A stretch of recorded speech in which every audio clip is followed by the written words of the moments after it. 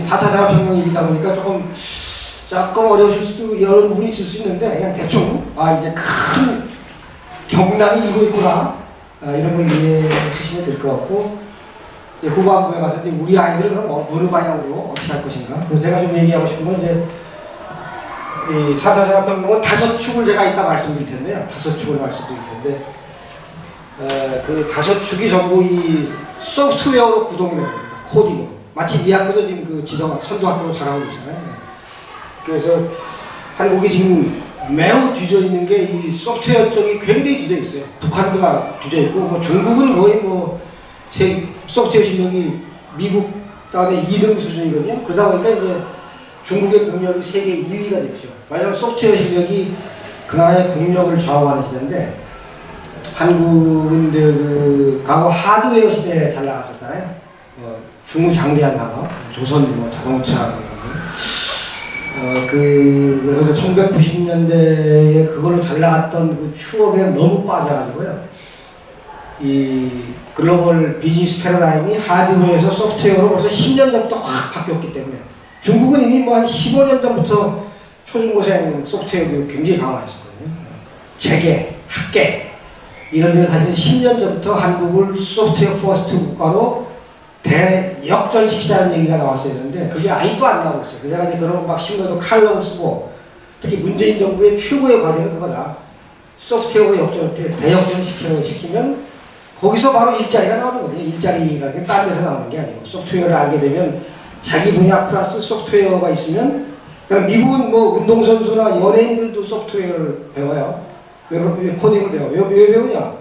내가 축구 선수인데 코딩을 할 줄 알면 새로운 발상이 생겨가지고 축구에 대해서 세상에 없던 서비스를 만들어낼 수가 있어요. 그렇게 되면 거기서 이제 페이스북이 나오고 뭐 유튜브가 나오고 뭐 아마존이 나오고 알리바바가 나오고 그런 거거든요. 그래서 사실 이제 거의 전 국민이 사실은 소프트웨어를 배워야 되고 특히 초중고생들은 뭐 아주 맹렬하게 이미 오바마 대통령은 임기 내내 그걸 떠들고 굉장히 얘기했습니다. 임기 내내 연설할 때마다 코딩이 여러분의 미래를 바꾸고 그다음에 미국의 미래를 바꾼다.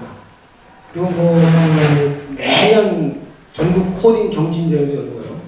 뭐 예산도 뭐 많이 투자했죠. 수정을 투자해가지고 미국의 코딩 실력을 거의 세계 1등으로 끌어올리는 그런 변화가 있었는데 한국이 좀 그게 늦어서 어쨌든 지금부터라도 조금 늦었지만 활동을 세게 걸어야 되는 그런 단계가 왔습니다.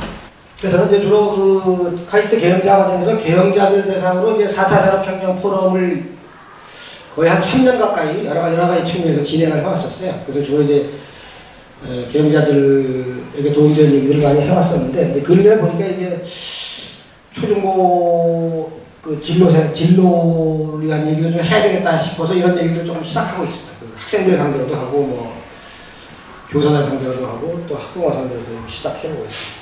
이게 쇼다리에 비해죠. 이게 디지털 혁명 시대에 말하자면 디지털 혁명의 흐름을 따라가는 사람은 자기도 모르게 롱다리가 되어 있는 거고 그냥 전혀 관심 안 쓰고 있으면 한 1년만 지나도 쇼다리가 되는 거예요. 경쟁력이 저하되는 거죠. 개인과 그 조직의 경쟁력이. 그리고 우리가 크게 착각하고 있는 것 중에 하나가 우리가 IT 강국이라는 착각이 있어요. 근데 그게 20년 전 얘기입니다. 지금은 완전히 IT 지지라 특히 소프트웨어 쪽은 북한보다도 실력이 많이 더 떨어지는 그런 지지라가 되어있어요. 그래서 우문한 개구리고 이게 의외로 뭐 이상 그렇게 됐어요. 뭐 정부 공무원 조직이나 뭐 이런 언론 재계 등등 다 어떤 글로벌 비즈니스 패러다임이 확 바뀌었다는 것을 아주 늦게 따라하고 있어요. 그래서 아주 비관적으로 얘기하는 사람들은 이게 지금 한국 상황이 조선조 말 같다. 세상 물정으로는 그렇게 얘기할 정도죠.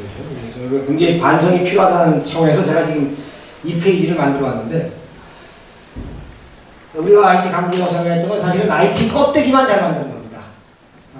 그리고 오늘 자료는 제가 이제 원하시면 다 PDF로 이제 선생님 통해서 나눠드릴 거고 또 지금 제가 일부러 영상도 한번 촬영을 하고 있는 게 내가 유튜브에 제 강의 영상들이 여기 올라가 있는데요. 오늘 것도 한번 녹화를 해서 유튜브에 올려가지고 전국의 초중고생이나 학부모님들이 좀 조금씩이라도 유튜브 검색을 통해서 들어와서 보시고 했으면 해서 그런 상황에서 좀 영상 녹화 좀 하고 있습니다. 그래서 우리가 IT 껍데기만 잘 만든 거예요. 껍데기만. TV, 냉장고, 핸드폰 껍데기. 근데 이제는 이 껍데기를 만들어가지고는 부가가치가 한 5%? 내기도 쉽지 않아요. 중국이 엄청나게 따라와. 근데 진짜 이 세상의 부가가치는 어디서 나오느냐? 핸드폰이 대표적인 일이에요. 스마트폰이 대표적인 일인데, 애플이라는 회사는 이 스마트폰 껍데기도 만들지만 이 안에서 들어가는 운영체계 소프트웨어를 가지고 있잖아요. iOS라고 그러죠.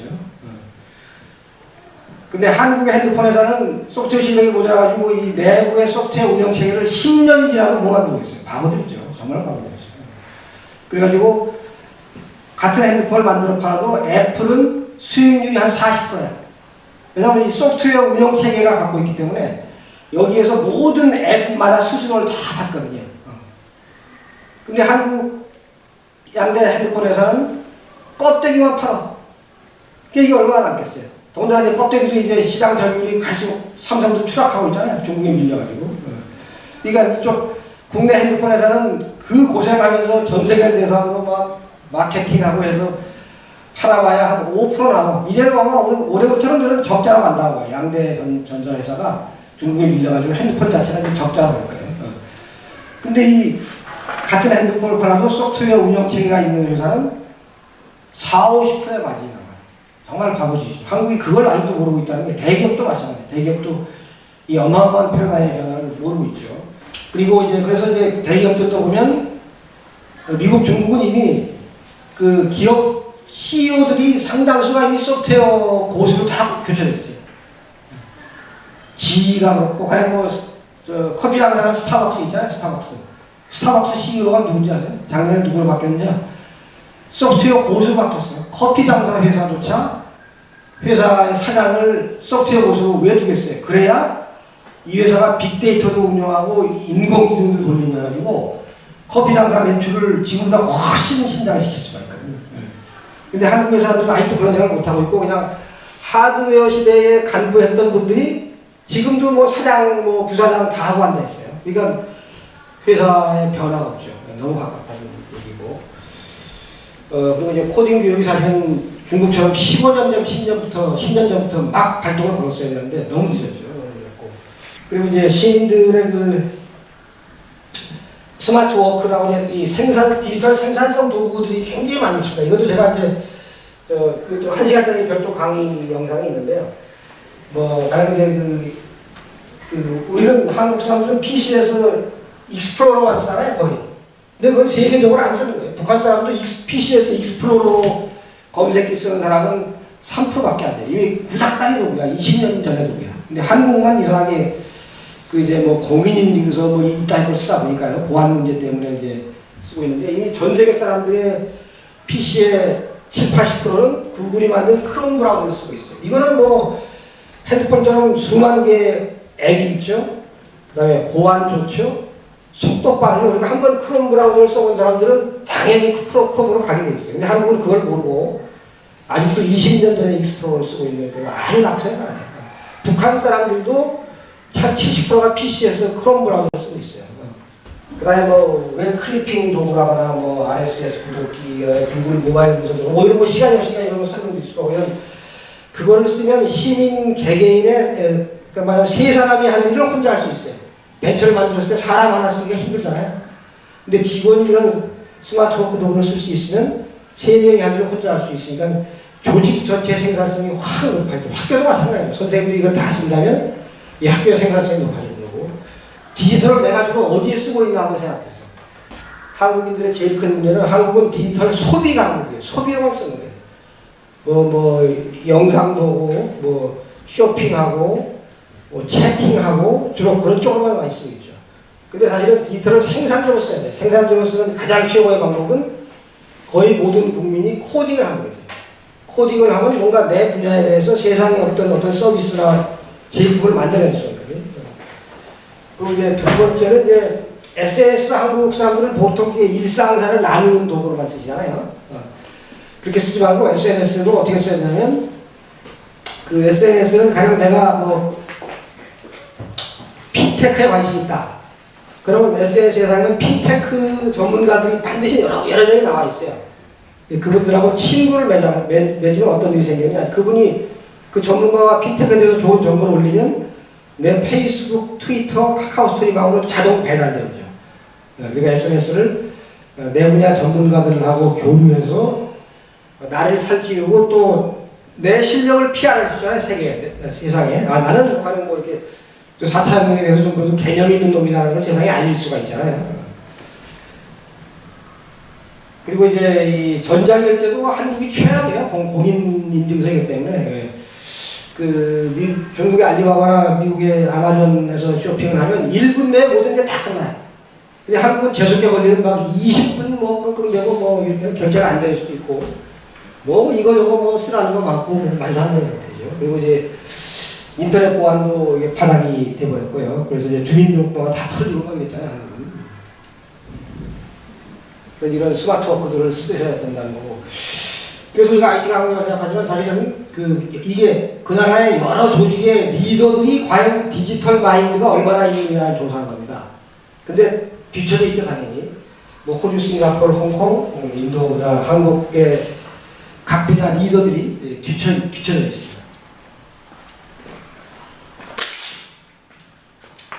욕심을 내서 장수가 많기 때문에 일부 그냥 눈으로만 보고 넘어가시고. 그래서 제가 이제 그 개혁자들하고 계속 4차 산업혁명 포럼을 하면서 이제 정리를 해보니까, 이건 5가지 축으로 봐야 명료하게 이해되는구나라는 걸 좀 제가 깨닫게 됐어요. 그래서 이제 제일 중요한 건 이제 융합혁명. 왜냐면 그동안에는 전혀 관계가 없었던 거를 섞는 거예요. 그러니까 가령 뭐 이런 오프라인 교육하고 가상현실, 증강현실 콘텐츠를 결합시킬 수가 있잖아요. 네, 그런 게 융합이죠. 이게 제일 중요한 거고요. 그 다음에 이제 초지능성, 이게 이제 인공지능, 뭐 빅데이터, 로봇 뭐 이런 것들이고, 이제 초신뢰성, 이제 요즘 이제 그 블록체인이나 암호화폐 얘기 많이 들으시잖아요. 네, 그게 이거에 해당합니다. 왜냐하면 그 블록체인이라는 아주 기발한 소프트웨어 천재가 만든 그냥 그 소프트웨어가 세상 사람들과의 모든 거래에 있어서 신뢰를 소프트웨어가 담보해 주는 거예요. 그래서 이제 영국 잡지가 이 블록체인을 트러스트 머신이라고 했죠. 인류사상 최초로 컴퓨터 소프트웨어가 신뢰를 만들어요. 사기꾼이 있을 수가 없고, 모든 거래가 투명하게 공개되면서 변조가 되지 않고 그런 대단한 그게 있고, 이제 그래서 이제 사실 지금 그동안 한국이 그나마 반도체로 먹고 살았잖아요. 근데 그게 지금 그것도 지금 위험치료가 오고 있죠. 중국이 쫓아오고 있어요. 만일 반도체가 꺾인다면 전문가들 얘기는 한국은 이 블록체인을 차세대 먹거리로 삼을 수 있다. 이 기술력이 한 5위 이내는 돼요, 한국이. 블록체인 다행히. 네. 그래서 이게 앞으로 이 블록체인 암호화폐를 굉장히 공부하시고 주목하셔야 돼요. 아이들한테도 가르쳐야 돼요. 우리 아이들이 이제 창업을 할 때쯤 되면 당연히 블록체인 암호화폐로 창업을 하게 되죠. 그 다음에 이제 초연결성, 이제 5G 통신이라고 TV에서 많이 들어봤잖아요. 5세대 이동 통신. 그 다음에 이제 가상현실, 증강현실, 뭐 사물 인터넷, 그런 게 이제 여기에 초연결성에 해당되는 거고요. 그 5G라는 건 왜 중요하냐면, 그 사물 간의 통신 속도가 빛의 속도로 이루어지고요. 그다음에 사물 인터넷 시대가 되면 가령 스마트 팩트 공장이다 그러면 수백 개의 센서가 공장 안에 있거든요. 그럼 그 센서마다 어마어마한 데이터를 실시간으로 만들어내는데, 현재 3세대나 4세대 통신 가지고는 그걸 다 소화를 못해요. 그래서 5G가 굉장히 중요한 거죠. 4차 혁명이 제대로, 그러니까 로봇이든 뭐 인공지능이든 뭐 스마트 공장이든 아니면 요즘 이제 그 자율자동차 이런 것도 다 마찬가지로 4차 혁명의 모든 아이템들이 결국 제대로 구실을 하려면 이 초연결성의 5G가 굉장히 중요하죠. 근데 이거는 다행히 한국의 3대 통신사가 좀 세계 선두권이죠. 선두권. 한 두세 달 안에 세계에서 최초로 우리가 시범을 한다고 했고요. 그럼 이제 초생명성, 이건 이제 BT, 바이오 테크놀로지하고 이제 나노 테크놀로지 이런 걸 얘기하는 겁니다. 그래서 이제 구글은 지금 이제 인류를 150살까지 살게 하는 연구 프로젝트를 시작했죠. 아주 구글이 정말 똑똑한 회사입니다. 왜냐하면 구글은 그 전 세계 빅데이터로 동향을 다 알고 있잖아요. 그래서 인공지능 빅데이터 시대에 제일 돈을 많이 벌 수 있는 게 뭘까요? 인공지능 빅데이터 시대에 제일 돈을 많이 벌 수 있는 건. 그게 바로 헬스케어입니다, 헬스케어. 가장 혜택이 큰 게. 그러니까 구글이 그걸 간파해가지고 벌써 5, 6년 전부터 구글의 투자액 중에 가장 많은 부분, 30% 이상 들어가는 게 구글이 헬스케어 투자하고 있어요. 우리는 뭐 구글 하면 검색회사 이렇게만 생각하잖아요. 천만에 왔어. 지금 헬스케어에 어마어마하게 투자하고 있고, 또 그게 가능한 게 과거에는 이제 이런 생명과학을 과학자들이 했잖아요. 근데 이제는 이제 생명공학을 소프트웨어 엔지니어들이 더 잘할 수가 있어요. 소프트웨어 엔지니어가 생명공학을 하게 되면 인공지능 빅데이터를 막 생명공학에 적응해가지고 훨씬 더 좋은 결과물을 만들어낼 수가 있거든요. 그래서 이제 구글이 그 생명공학에 엄청나게 투자하고 있는 이유가 자기들 소프트웨어 엔진이 워낙 고수들이 많으니까, 소프트웨어 고수들이 많기 때문에 이 인력 가지고 얼마든지 생명과학 BT를 발전시킬 수가 있거든요. 그런 시대고, 말하자면 그래서 이 5가지 융합혁명, 초지능성, 초신뢰성, 초연결성, 초생명성, 이 5가지가 이거를 구동시키는 엔진이 뭐냐? 바로 코딩 소프트웨어 실력이 있어야 이걸 다 구동시킬 수 있는 거예요. 그래서 우리 어린이들이 지금부터 코딩 공부에 매진해야 되는 이유가 거기서 나오고 있습니다. 3차하고 4차는 간단하게 영어 한마디로 얘기할 수 있습니다. 자동화, 3차 시대는 자동화, 오토메이션이죠. 4차는 자유를 합니다. 자율화, 오토노미. 이게 무슨 뜻이냐?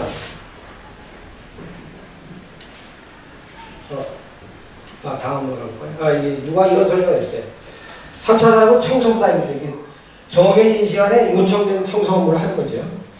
근데 4차 혁명은 집사회, 자기가 판단해서 상황별, 업무별, 시간, 공간을 배분을 해서 일하는 거예요. 로봇이 하듯이.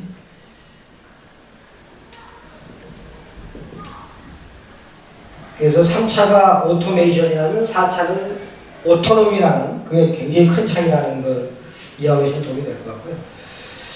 뭐 다양한 정의가 있어요. 근데 제가 제일 마음에 드는 것은 카이스트의 이민화 교수라고 옛날 의료 벤처로 유명하셨던 분 있잖아요. 그분이 한 정의인데, 4차 혁명은 인간을 위한 현실과 가상의 융합으로 사회 문제를 해결하는 것이다. 이렇게 얘기했어요. 그래서 1, 2, 3차 혁명은 기술혁명이었어요. 기술혁명. 근데 4차 혁명은 인간과 사회혁명에 더 초점이 가 있다는 게 굉장히 중요한 단어입니다. 그래서 4차 산업혁명을 얘기할 때는 항상 인간을 중심에 놓아야 되고, 그래서 이제 오히려 역설적으로 4차 산업혁명 시대에 인문학의 중요성이 굉장히 커지고 있습니다. 지금 이 학교가 이제 독서 교육을 굉장히 특화해서 잘하고 계시잖아요. 그 아주 박수 쳐드릴 일이고, 4차 혁명 시대에 코딩학 이상의 코딩과 거의 비슷한 비중으로 인문학이 중시되어 있다. 말하자면 독서 교육이 그만큼 위상이 굉장히 중요해요. 인문학적 상상력을 갖고 있어야 4차 혁명 시대를 살아갈 수 있고, 또 이 코딩의 고수들은 대부분 인문학적 상상력이 뛰어난 사람입니다. 이런 뭐 수학적 사고만 발달해가지고 안 되고, 그러니까 대표적인 게 이제 스티브 잡스죠. 스티브 잡스가 뭐 인도에 가서 막 인문학적 여행도 하고, 뭐 명상도 하고, 뭐 그 다음에 페이스북을 만든 마크 저커버그도 그리스 라틴 고전의 매니아였어요. 한 10년을 그냥 거기에 미쳐서 사는 거예요. 마크 주커버그라는 거죠. 그렇기 때문에 오늘날 페이스북이라는 거대한 소프트웨어 플랫폼을 만들어냈잖아요. 그래서 그만큼 어떤 독서 교육을 굉장히 중시하시는 게 없다고. 다양하게 책을 좀 읽히자. 이렇게 말씀드릴 수 있겠습니다. 그래서 중국 기업 대상으로 조사해보니까 4차 산업혁명에 5가지 기술이 있습니다. 빅데이터, 인공지능, 가상현실, 로봇, 그리고 아까 말씀드린 5G 통신. 그게 이제 제일 중요한 기술은 역시 빅데이터라고 얘기하고 있고, 실제로 이제 가장 핵심입니다. 4차 산업혁명에서 제일 중요한 요소가 빅데이터. 그래서 어디가 가장 혜택을 많이 보겠느냐? 아까 말씀드렸죠. 헬스케어가 45% 최고의 혜택을 많이 보죠.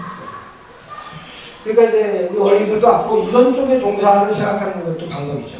헬스케어. 그다음에 이제 에너지, 파이낸스, 금융, 핀테크죠. 이런 쪽이 이제 혜택을 많이 보고 인프라스트럭처가 14%, 그리고 교육도 굉장히 혜택이 큰 부분이 되죠. 이제 교육도 굉장한 디지털 혁명이 있을 겁니다. 교육도. 가상현실, 증강현실도 많이 들어보고, 교재 많이 들어보고.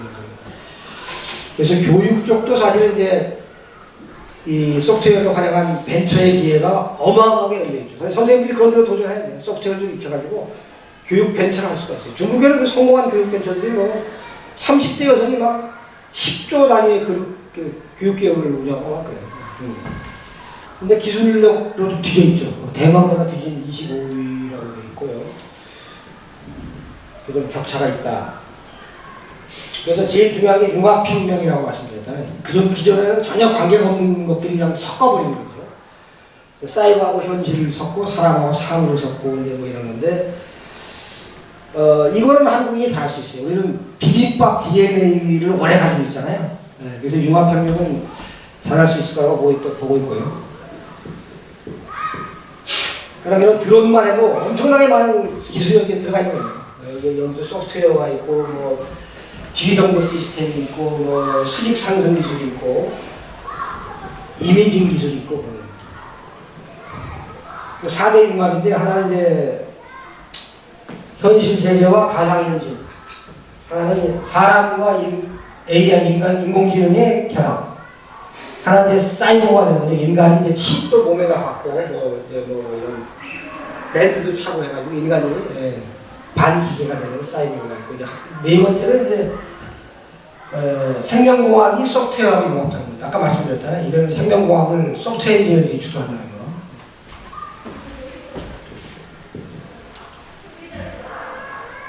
그 사례로 아마존이 에코룩이라고 지금 인공지능 스피커가 요즘 집에다 있었잖아요. 인공지능 스피커에다가 뭘 융합시켰냐면 신체 기술을 입체적으로 인식하는 카메라를 넣고, 그 다음에 이제 패션, 인공지능 패션 코딩 기능을 넣었어요. 그래가지고 이걸 한번 영상 한번 잠깐 보시죠. Alexa, is it gonna rain tonight? Alexa, what's on my calendar? Alexa, turn the lights off. Okay. Alexa helps with thousands of things, and now she can help you look your best. Alexa, take a photo. 사진 찍어봐. 그러면 나는 찍어줄게. Introducing Echo Look, a first of its kind Echo with a hands-free camera. Echo Look takes photos using just your voice. Its built-in lighting and depth-sensing camera lets you blur the backgrounds to make sure your outfits pop, giving you clean, full-length photos that are easy to share with friends. 한 3벌 정도 입고 사진 찍어서 내 친구들에게 뭐 카카오톡을 끌어서 어떤 게 나한테 어울려 이렇게 할 수도 있고, 또 인공지능이 있기 때문에 이 에코룩 자체가 그 3번째 입으신 게 제일 스마트한가 이걸 추천해 주는 거죠. 그게 이제 하나의 융합, 하나의 예를 볼 수 있고.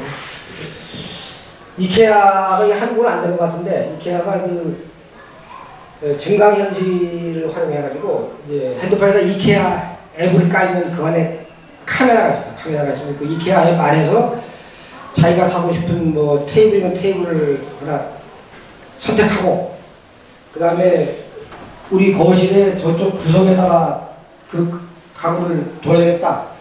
그럼 이케아 앱에 있는 카메라를 저쪽 구석으로 향하잖아요. 그럼 내가 지금 선택한 그 탁자가 실제 내 거실에 딱 배치가 돼. 그러니까 이게 진짜 어울리네 이런 걸 그냥 한눈에 알아볼 수 있죠. 그러니까 뭐 매장을 안 나가도 그냥 뭐 앱만 가지고 여기서 그냥 주문을 끝내버릴 수 있는 그런 이제 그런 융합이죠. 마케팅과 AR을 융합하는데, 이것도 한번 잠깐만 보시겠습니다.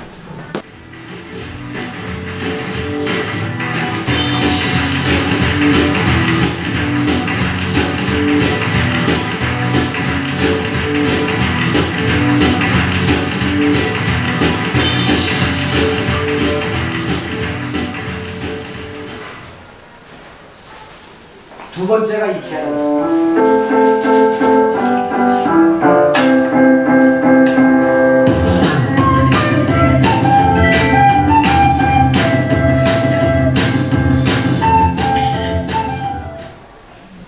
자기들이 사고 싶은 가구가 그 핸드폰 앱 카메라상에 나타나잖아요. 그러니까 이제 정확하게 아 이거 우리 집에 맞네라는 걸 판단할 수 있게 됩니다. 이런 식으로 이제 융합혁명을 선도해가야 이제 4차 산업혁명에서 좀 한 나라가 버틸 수 있는 그런 때가 왔고요. 그다음에 이제 초신뢰 혁명, 블록체인 얘기인데 이게 뭐 금융, 유통, 정부, 보안, 뭐 교육, 의료, 뭐 사물 인터넷 이런 걸 다 바꿔놓게 되죠. 한국이 다행히 이제 그 암호학자들이 좀 우수한 분들이 많습니다. 그래서 한 5위권의 기술력을 가지고 있고. 우선 이걸 아셔야 돼요. IT하고 블록체인이 뭐가 다른가? IT는 인터넷에서 정보를 교환하는 시스템이죠. 근데 블록체인은 소프트웨어인데 인터넷에서 신뢰를 주고받는 시스템. 그렇게 이해하시면 가장 쉽게 이해할 수 있고, 중앙 통제나 중앙 관리가 불필요하고, 그러니까 이제 비용이 굉장히 덜 들고요. 해킹이 불가능해서 보안이 좋고, 여러 가지 엄청난 장점을 가지고 있어서 이게 이제 제2의 인터넷 혁명은 블록체인이 만드는 겁니다. 그래서 우리 아이들도 이제 블록체인의 개념을 지금부터 가지게 해야 되겠고요. 제가 블록체인을 빨리 한 4가지 개념으로 말씀드리겠습니다. 일단은 초신뢰 컴퓨터다. 인류 역사상 최초로 신뢰 제공을 목적으로 하는 기술이 탄생합니다. 사기가 불가능이죠. 그렇게 된 것은 이제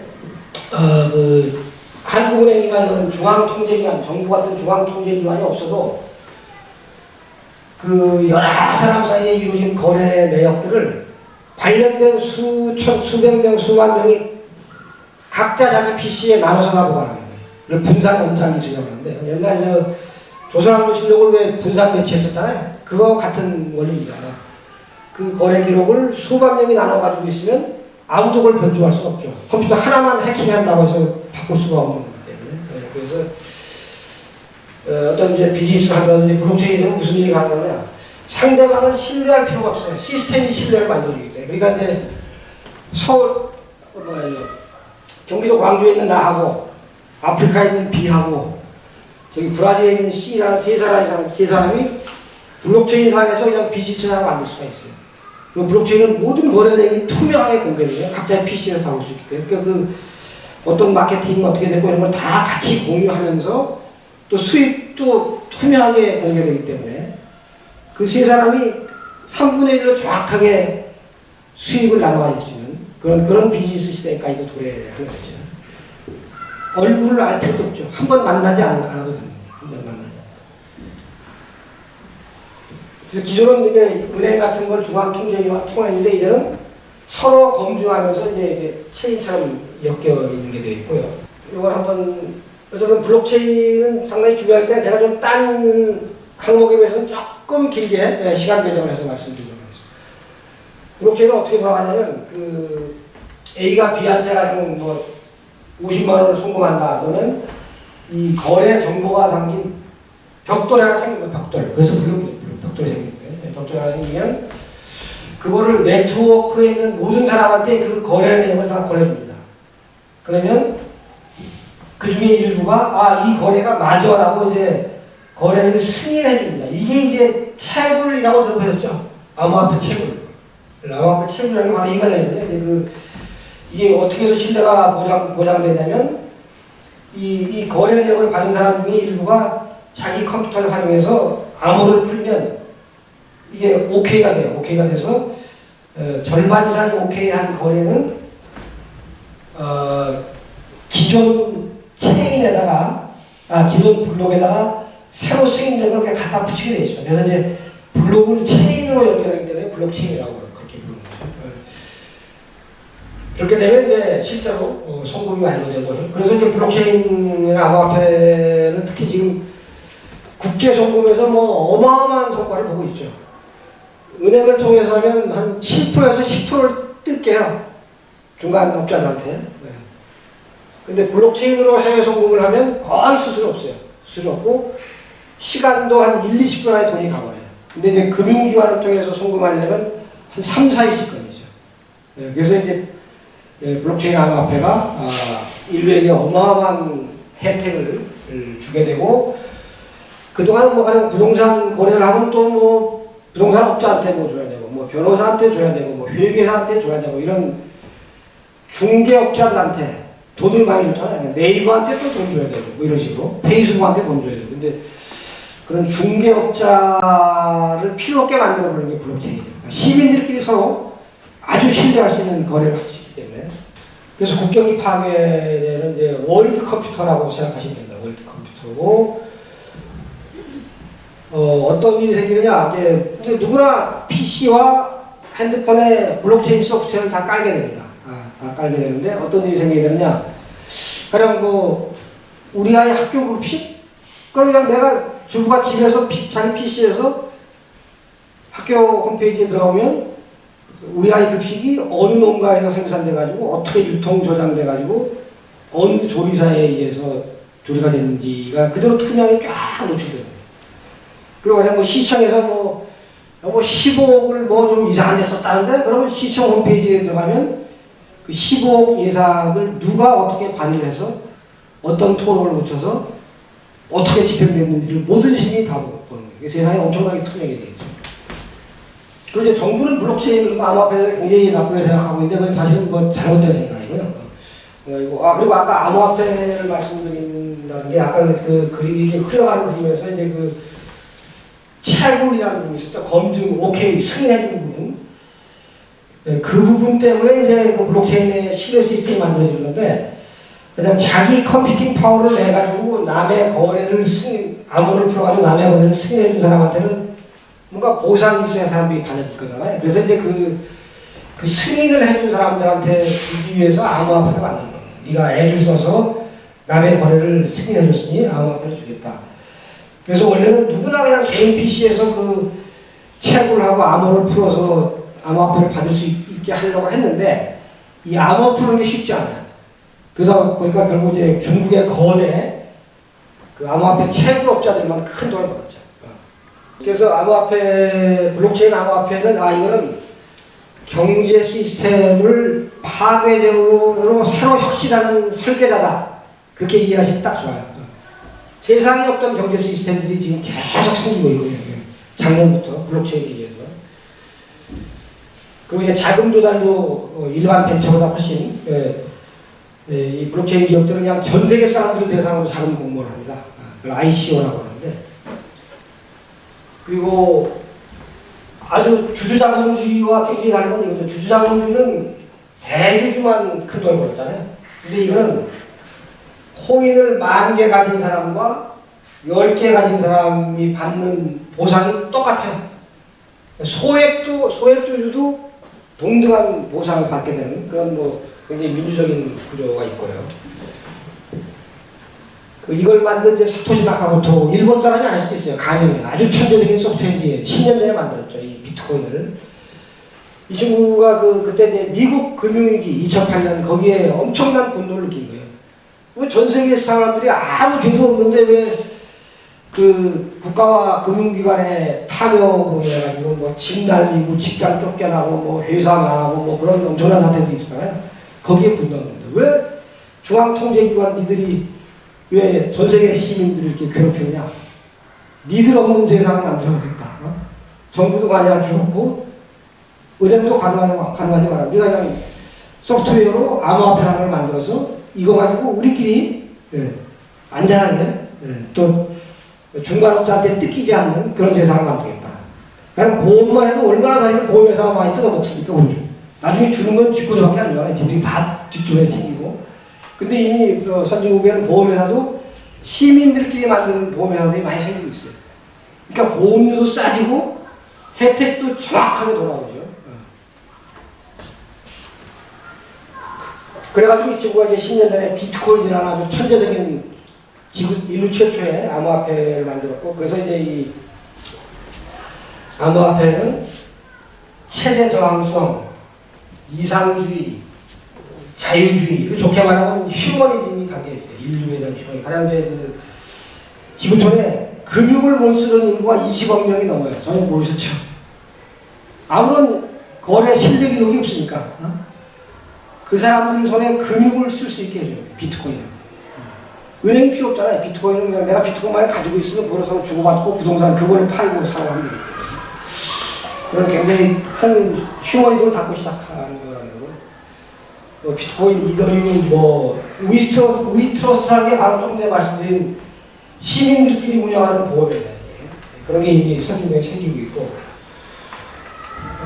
아마존 같은 전자상거래 사이트도 사실 얘들이 어마어마하게 중개 수수료를 먹잖아요. 근데 블록체인으로 아마존 같은 게 나왔어요. 오픈 바자. 이거는 거기서 물건을 파는 사람도 수수료가 10분의 1도 안 되고, 또 사는 사람도 더 싸게 살 수가 있어요. 그러니까 아마 앞으로 이런 아마존, 뭐 페이스북 이런 데도 이제 블록체인 때문에 엄청난 위기가 올 수가 있죠. 소비자 입장에서는 블록체인이 훨씬 유리하니까. 다만 이제 아직은 이제 암호화폐가 초기이기 때문에 특히 정부가 잘못하는 것은 이걸 블록체인 암호화폐를 이건 신경제 시스템의 추동자라고 인정을 하고 빨리 제도와 법제화를 해야 돼요. 그래야 이제 사기꾼 같은 블록체인 암호화폐를 쫓아낼 수 있고 엉터리 같은 암호화폐 거래소를 추방할 수가 있잖아요. 근데 정부가 지금 그걸 계속 고민만 막 1년 반 동안 하고 있는 좀 어리석은 행위를 해가지고 이게 지금 아무런 법정이나 제도가 안 돼 있어요. 그러다 보니까 이거 한국에는 이 암호화폐 사기당이 말도 못하게 많아요. 오피스텔마다 막 주부들을 막 좀 나이 드신 분들 불러가지고 막 50개 굴려주겠다 이런 식으로 해가지고 그냥 노후에 뭐 1,000만 원, 3,000만 원 들고 있다고 그냥 날리는 분들이 얼마나 많은지 모르겠어요. 그래서 빠른 법제화가 필요한 상태고요. 그리고 이거는 이제 개인을 세상의 주체로 보고 있지 않습니까? 그래서 시민민주주의, 직접민주주의의 견인차입니다. 그래서 이제 앞으로는 이제 이 블록체인 투표가 이미 일부 시행이 되고 있는데 이제 모든 투표가 블록체인 투표라고 할 겁니다. 그러면 투표 비용도 안 들어요. 국민 투표 한 번 하려면 뭐 수십억 날라가잖아요. 투표 비용이 거의 들지 않고 그냥 각자 그 자기 핸드폰에 그 투표 블록체인 앱을 깔아가지고 거기서 그냥 투표하면 돼요. 그러니까 개헌을 할까 말까 이런 것도 그냥 바로 한 뭐 하루면 바로 국민투표가 바로 나와버리고 그다음에 이거는 보안 변조가 불가능하니까 투표 결과가 아주 엄청나게 시대가 오거든요. 그러니까 이제 지금 이런 구청 단위부터 해서 이제 이런 블록체인 투표를 도입하는 데들이 계속 늘어나고 있죠. 그래서 이게 지금까지 설명드린 게 블록체인은 이렇게 다양한 지금까지 없었던 완전히 새로운 기능들을 갖고 있기 때문에 지구촌을 재탄생시킬 수 있다. 그 해시라는 기술이 있어서 이게 이제 위변조가 불가능하다. 그게 조금 전문적인 얘기긴 한데 이제 스마트 컨트랙트라는 것을 이제 그 비타리 부테일이라고 이더리움 두 번째 암호화폐를 만든 19살짜리 러시아 천재입니다. 19살짜리 소프트웨어 고수고요. 이 친구의 엄청난 공적은 이제 1세대 암호화폐인 비트코인은 그냥 화폐 기능밖에 없었어요. 근데 이 친구는 거기다가 스마트 계약이라는 소프트웨어 프로그래밍으로 할 수 있는 스마트 계약이라는 기능을 넣어가지고 인류의 모든 경제 활동이 블록체인 상에서 이루어지게 만든 거예요. 지금은 앱을 쓰잖아요. 앱. 앞으로는 이제 D-앱을 쓰시게 돼요. 스마트폰에서. Decentralized 앱. 블록체인 하면 가장 핵심 개념이 뭐냐면 탈중앙화거든요. 정부나 뭐 금융기관 니들 끼지 말아라. 우린 중앙통제 안 받겠다. 시민끼리 하겠다. 이런 정책이기 때문에 블록체인에서 가장 중요한 영어 단어는 Decentralized입니다. 탈중앙화거든요. 그래서 이제 그 앱을 D-앱이라고 그러죠. D-앱. 앞으로는 이런 걸 굉장히 많이 쓰시게 될 거예요. 그럼 이제 뭐 집 하나 팔아도 부동산 갈 필요가 없고 그 앱 안에 계약서가 다 용도에 맞게끔 다 들어가 있고 조금만 코딩을 할 줄 아는 사람이면 그 계약서를 나와 저 사람의 두 사람의 용도에 맞게 그걸 바꿔서 쓸 수가 있어요. 그래서 이제 이런 게 다 결국은 뭐가 필요할까? 결국은 다 소프트웨어 엔지니어가 다 필요한 거예요. 그래서 소프트웨어 엔지니어 쪽에 엄청난 일자리가 생긴 거죠. 다만 아직 맞는 건 아니죠. 아직 기술이 좀 초기여가지고 좀 뭐 버벅대기도 하고 여러 가지 문제가 있습니다. 그리고 이제 제가 이제 경영자들한테 하는 얘기는 아무리 블록체인이 지나가고 해서 모든 비즈니스를 블록체인으로 나갈 필요는 전혀 없다. 그러니까 이제 내 사업이 맞는가를 따져서 하는 걸 가지고 있고 어쨌든 현재 암호화폐는 굉장히 기대가 되고 있죠. 인류의 새로운 세상을 내려오고 기대는 되는데 너무 초기고 제도화가 안 됐기 때문에 지금 나와 있는 암호화폐의 한 95%는 실패할 수 있다는 게 전문가들 이야기이기 때문에 조심해야 되죠. 비트코인 정도는 이제 그건 말하자면 암호화폐 세상에 기축통화입니다. 달러와나 마찬가지다 지금. 비트코인은. 그렇기 때문에 그거는 그래도 조금 탄탄하죠. 탄탄한데 막 새로 계속 나오고 있는 암호화폐는 너무 믿고 투자하는 건 굉장히 위험하다고 얘기할 수가 있고요. 비트코인이고 2세대가 이제 이거리움. 이게 아까 그 러시아의 19세 천재죠. 한국에서도 이런 블록체인 천재들이 나올 수 있다고 저는 보고 있어요. 나와야 돼. 이런 애들이 몇 명 나와야 한국의 국력이 커지는 거예요. 세계 암호화폐 시장을 장악할 수가 있으니까. 그래서 이제 3세대, 여러 가지 좀 부족한 점을 보충하는 3세대들이 나오고 있는데, 그러니까 한국이 그 명함을 내밀 수 있는 국가예요. 그래서 이제 이 아이콘이라는 게 한국에서 만든 3세대 암호화폐죠. 이제 네오하고 퀀텀은 중국 거고, 에이다, 테조스, 이오스 이런 건 이제 미국 거고, 그러니까 한국도 조금 말빨 있다 이렇게 얘기할 수 있겠어요. 1,600개 정도 나와 있고 하루에 거래액이 14조 원이기 때문에 이제 무시할 수 없는 실체가 되는 거죠. 그래서 한국은 이제 그 암호화폐 글로벌 자금 공모 ICO를 못하게 하고 있잖아요. 그래서 이제 한국 블록체인 기업들이 해외에 나가서 한 15군데 정도가 성공을 하긴 했어요. 그래서 한 지구촌 사람들로부터 한 수백억에서 수천억. 이거는 매출액 따져도 제로인 회사들이에요. 그냥 사업계획서하고 소프트웨어 개발계획서 2장밖에 없어요. 그걸 사람들이 믿고 막 전 세계 사람들이 돈을 던져주는 지금 그런 좀 독특한 단계에 와 있고요. 그래서 좀 블록체인 창업은 자금 조달이 좀 굉장히 쉬워졌다. 벤처보다 이렇게 얘기할 수 있어요. 산업별로 가령 두바이가 제일 적극적이고, 그럼 이런 거 블로그 하시는 분 혹시 계신가요? 1인 블로그 없으신가요? 1인 블로그를 하나 뭐 페이스북이나 뭐 카카오 스토리에 글을 올려봐야 올린 사람한테 아무런 보상이 없잖아요. 자기들만 광고 업체로 돈 버는 게 지금까지 그거였는데, 이 스티미즈라는 이제 블록체인 기반의 1인 블로그는 글을 쓴 사람이 암호화폐를 보상을 받아요. 그리고 이제 거기에 좋아요가 많이 붙을수록 보상이 커지고요. 그리고 남의 글에 좋아요를 열심히 눌러도 또 나한테 암호화폐 보상이 들어와요.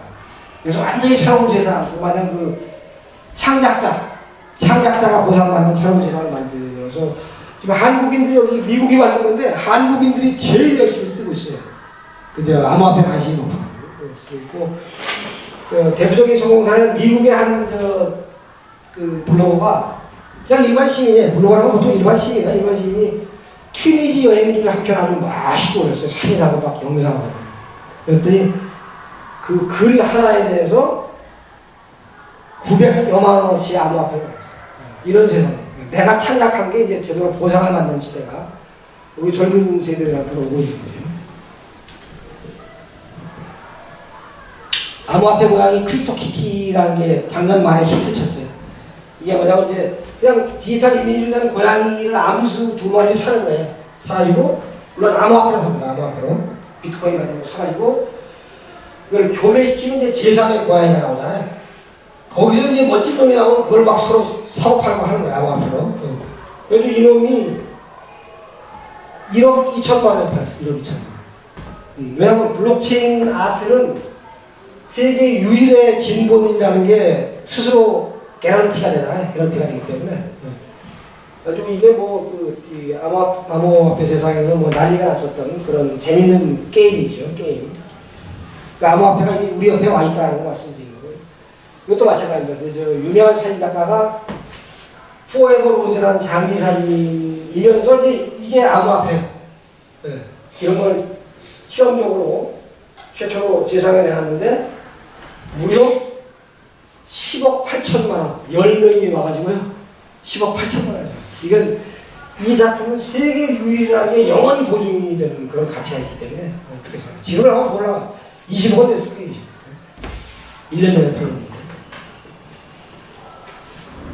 그런 세상이 나와 있다는 걸 이제 알려드린 거고, 그 다음에 이제 이 젊은 의사 둘이 또 이 블록체인 속에서 세계적인 히트를 치고 있어요.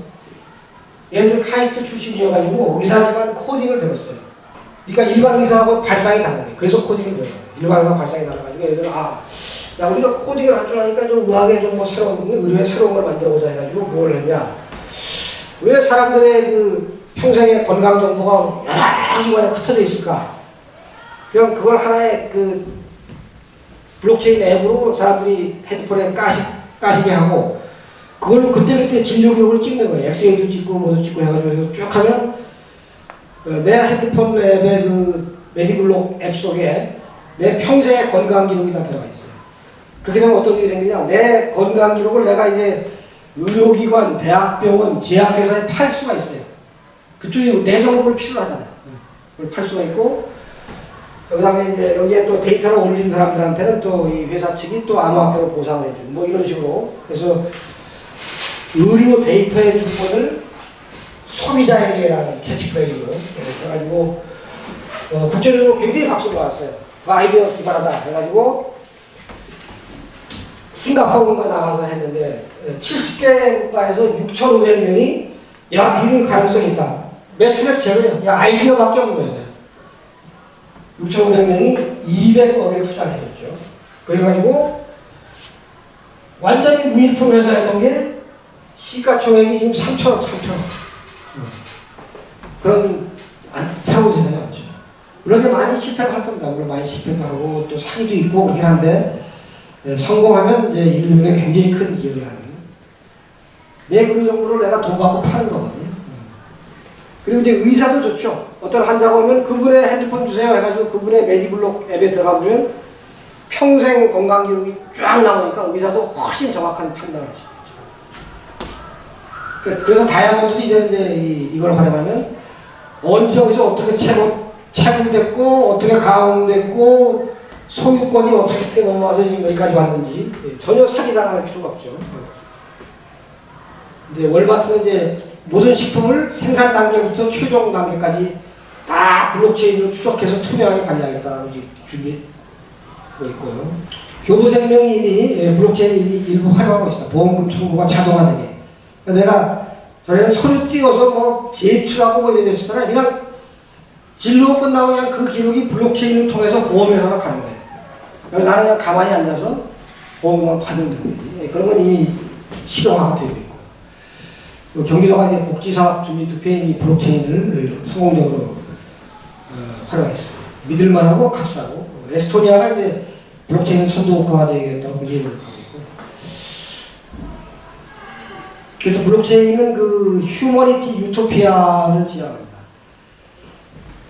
과거에는 국가 주도로 발전했었죠. 근데 이제 그러다가 자본주의가 들어오면서 시장 주도로 발전하는데 이제는 그냥 자유로운 개인들의 연대가 사회 발전을 주도하는 블록체인을 통해서 그런 엄청난 인류 문화의 패러다임이 오고 있다고 말씀드릴 수 있겠습니다. 다음부터 좀 빨리 넘어가죠. 초지능 혁명. 이건 이제 인공지능, 빅데이터, 로봇, 자율차 이런 건데 이게 이제 한국이 이게 이 부분의 기술력이 2루밖에 안 돼. 여기서 큰 문제가 있어요. 그래서 이제 기술이 뭐냐면 사실은 이제 좀 여유자금 있는 대기업들이 해외에 가서 이런 쪽에 이제 잘 나가는 벤처들을 막 공세적으로 인수해와야 되죠. 메모리가 뭐냐면 사 오게라도 해야 되는데 이제 한국 대기업들이 그게 좀 부진해요. 손정희 같은 경우는 아주 크게 그냥 빅딜 해가지고 화끈한 걸 사오잖아요. 그게 좀 굉장히 아쉬운 부분인데. 그리고 이제 글로벌에 그 소프트웨어 고수들이 많이 있어요. 만약 뭐 구글의 사장을 지냈다거나 뭐 아마존의 사장을 지냈다거나 이런 고수들이 많으니까 이런 고수를 한국 기업들이 CEO로 영입해야 돼. 저는 뭐 그렇게 얘기해요. 경영자들 상대로도 연봉 100억을 줘도 아깝지 않다. 구글 사장을 했던 친구를 삼성전자 사장을 안 쳐주세요. 그러면 그 친구가 연봉 100억을 주면 회사에 10조 이상을 벌어요. 10조 이상. 소프트웨어라는 게 그렇게 부가치가 큰 거예요. 삼성전자가 멈춰가니까 이러면 그 옛날 하드웨어 때 간부들은 지금도 다 수뇌부에 앉혀놓고 있거든요. 그러니까 지금도 삼성전자 수뇌부들은 너 소프트웨어 돈 돼? 그럼 뭐 하청 줄 일 아니야? 뭐 그런 생각을 하고 있다고 듣고 있어요. 거기를 CEO를 시키고 거기에다 힘을 팍 줘야 회사의 부가가치가 확 높아지는 시대거든요. 빅데이터가 폭증하고 있고 뭐 굉장히 다양한 데 쓸 수 있죠. 요 한 장이 제가 사실은 4차 혁명에서 100장의 PPT 다 없애고 하나만 남기라고 저는 이거를 얘기하거든요. 이게 압축적으로 보여요. 4차 혁명은 바로 이거예요. Turning data into business value. 그러니까 내가 하고 있는 일 주변, 뭐 교육도 여러 가지 빅데이터가 있을 겁니다. 내가 하고 있는 주변에서 데이터를 수집을 해서 그거를 비즈니스 밸류를 바꾸는, 돈을 바꾸는 거죠. 부가가치로. 이게 이제 4차 혁명의 핵심적인 그림이라고 볼 수 있고, 이것도 한 5년 안에 승부를 봐야 돼요. 왜냐면 내가 내 비즈니스의 데이터를 가지고 가치를 만들지 못하면 딴 놈이 치고 들어와서 먼저 해버리면 나는 그냥 바로 못 남는 거거든요. 무서운 세상이지. 그래서 아까도 얼핏 말씀드렸지만 지금 선진국은 한국은 이런 꼴을 보지 못하니까 너무 갑갑한 거죠. 선진국은 지금 이런 상태거든요. G라는 게 135년 된 세계 최대 엔진 등 하드웨어 회사잖아요. 스타벅스는 최고의 커피 장사, 워싱턴 포스트는 세계 최고의 뉴스 장사. 이런 회사들이 전부 이구동성이야.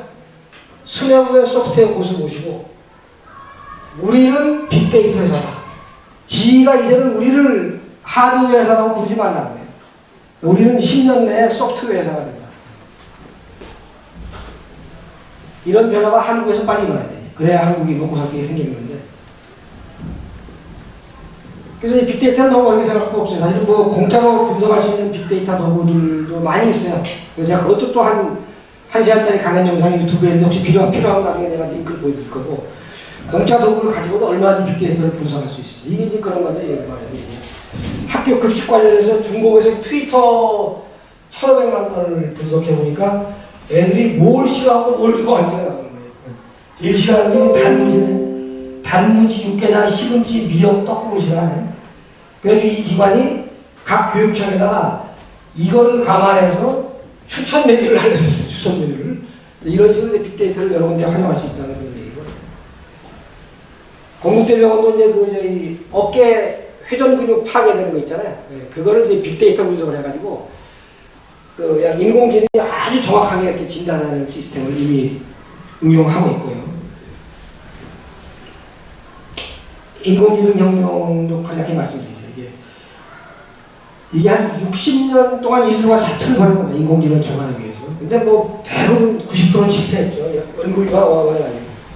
그런데 이제 2005년부터 이제 컴퓨터 자가학습이라는 기술이 나와가지고요. 그때부터 이제 두각을 보이기 시작했고, 2012년부터 인간의 뇌를 흉내내가지고 인공신경감을 활용하는 딥러닝이라는 기술이 만들었어요. 그래서 이제 이대 인공지능의 제일 핵심 기술은 딥러닝이죠.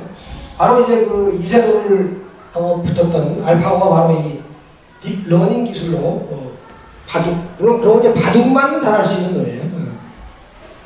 근데 이런 게 물론 당연히 다 소프트웨어 엔지니어링이 하는 거죠. 이게 이제 컴퓨터 자가학습이고, 이게 이제 딥러닝이죠. 그래서 이제 인공지능이 어느 정도 똑똑하냐면, 이런 사진을 인공지능한테 딱 보여주잖아요. 그럼 바로 0.01초 사이에 사람들이 시장에서 지금 쇼핑하고 있습니다. 많은 야채들이 보입니다. 이런 식으로 그냥 0.01초 사이에 인공지능이 읽어버려요. 그런 식으로 비주얼 컴퓨팅 같은 게 어마어마하게 발전하고 있죠. 그러니까 중국은 뭐 10만 명이 모인 스타디움에서 수백 장을 그냥 잡아내는 수준이잖아요. 중국이 또 이 안면 인식 기술이 세계 최고여가지고.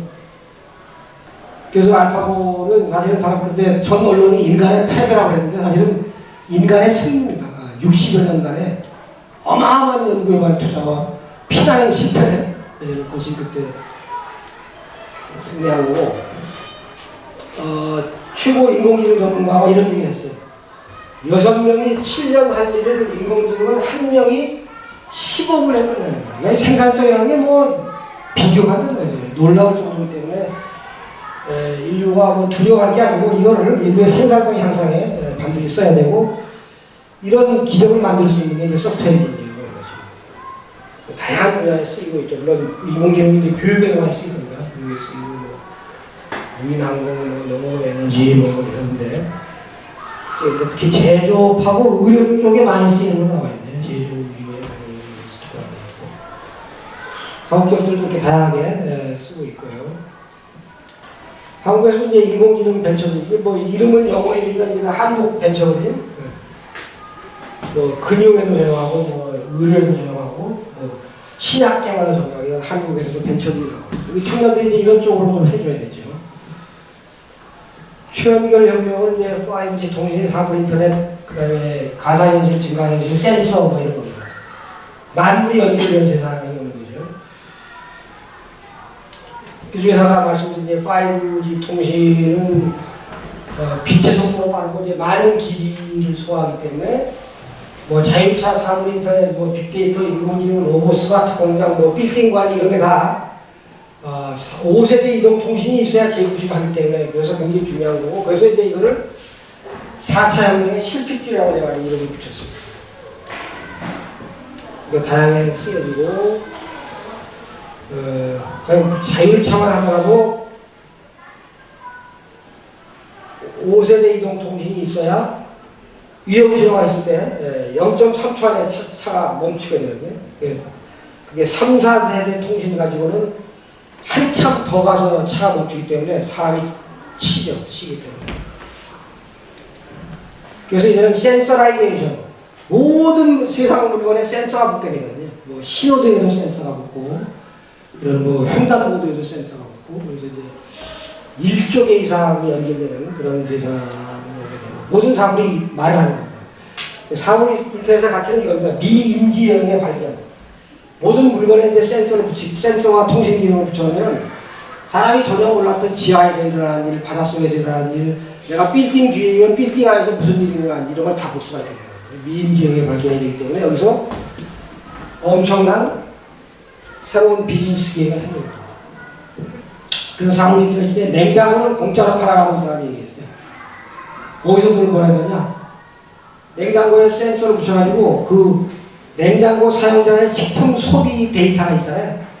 그거를 식품회사에 팔고 의료회사 팔면은 5배 더 번다. 껍데기는 공짜로 팔면은. 그러니까 그게 이제 빅데이터 마케팅의 장점이죠. 그래서 학생들한테도 이거 혹시 이 회사도 이 학교에서 아두이노를 가르치지 않으시죠? 이거 학생들한테 꼭 가르쳐야 돼요. 이 아두이노 미국인들이 개발해가지고 세계한테 공짜로 공개하는데 별로 없잖아요. 미국은 농부들도 그냥 이 아두이노 배워가지고 자기 그릴하우스에 바로 사물 인터넷을 설치해서 온도 습도 오면 다 측정하는 거거든요. 이 아두이노를 학생들한테 꼭 가르쳐야 된다고. 대학생들도 뭐 간단한 그 아두이노를 활용해서 뭐 자전거 후방 안전장치를 만들어낼 수 있어요. 우리 청소년들이 만들어내죠. 초중에 중고생들이 얼마나 만들 수 있어요. 그리고 VR, AR은 완전히 이제 그 몰입감 때문에 앞으로 엄청난 영향력이 있을 거고 특히 그 이런 비즈니스 융합할 때 VR, AR이 중간에서 큰 역할을 하게 되고 초생명사회는 이제 바이오 테크놀로지, 나노 테크놀로지 이것도 아까 말씀드렸지만 이제는 생명과학자가 하는 게 아니고 이거조차도 소프트웨어 엔지니어가 하기 때문에 소프트웨어를 다룰 수 있으면 어마어마한 취업 기회가 생기게 되죠. 어마어마한 취업 기회. 빨리 넘어가겠습니다. 그래서 이제 인간 개인의 인공지능과 개놈 유전자 지도 해독 비용이 이제 $1,000 정도 너무 엄청나게 쌓였어요. 그리고 이게 세 가지가 있구나. 비트에 세 가지가 있습니다. 레드 비트라고 의학적인 비트가 있고, 그린 비트라고 농업용 비트가 있고, 화이트 비트라고 해서 이제 산업용, 공업용 비트가 있다고 해야 참고해야 하는 것이죠. 이런 게 테마고, 구글이 아까 말씀드렸죠. 가장 많이 투자하고 있는 게 헬스케어 투자해서 어쨌든 예를 들어서 이게 좋은 일인지 모르겠어요. 난 인간이 150세까지 살 수 있게 해주겠다. 150세까지. 그래가지고 뭐 나노 로봇, 이제 뭐 암도 그냥 나노 로봇이 몸에 들어가 요만한 전만하게 들어가서 암을 치료해버려요. 그런 식의 세상을 만들어가고 있고. 나노는 아주 작다는 것뿐만 아니고 이게 작아짐으로써 새로운 현상이 생기는 게 특징입니다. 나노는. 그래서 이제 이런 식으로 굉장히 다양한 뭐 약물 전달 시스템, 뭐 환경에 따라 변하는 기능형 페인트, 혈관 속을 다니면서 치료하는 나노 로봇 이런 식으로 이제 엄청난 변화를 가져오는데 이게 다 소프트웨어 엔지니어가 하는 거예요.